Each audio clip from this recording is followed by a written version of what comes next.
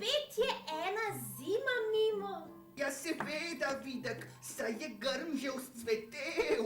Ja, in mama je Petru spet sešila novo srajčico.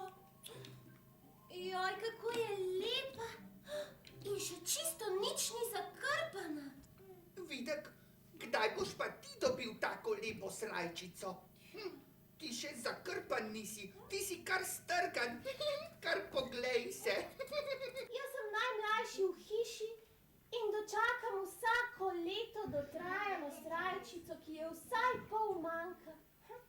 Zato mi mama reče, Videk, ti moj strgani srček. Na, vzemi tole kepo moje volne, pa naj ti iz nje napravijo novo srajčico.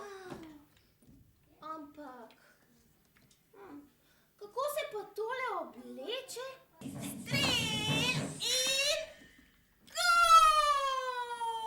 gol! Če hočeš, ti lahko strni zrahljam in zmikam to tvojo volneno kepo, da bo nastal rahel kosmat oblak preje za tvojo novo srajčico. Ja, prosim, prosim, prosim! Pa kaj naj zdaj s to prejo počnem?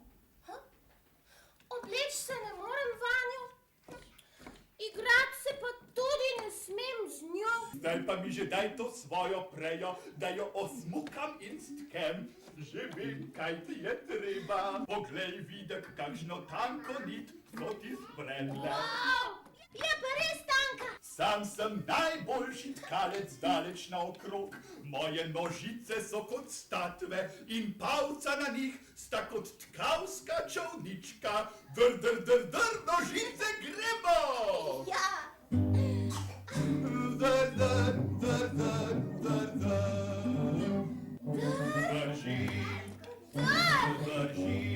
Kakšna lepa tkanina za mojo novo srajčico.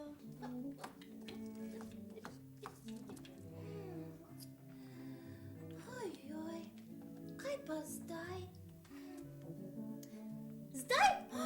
Zdaj bi bilo pa treba srajčico urezati.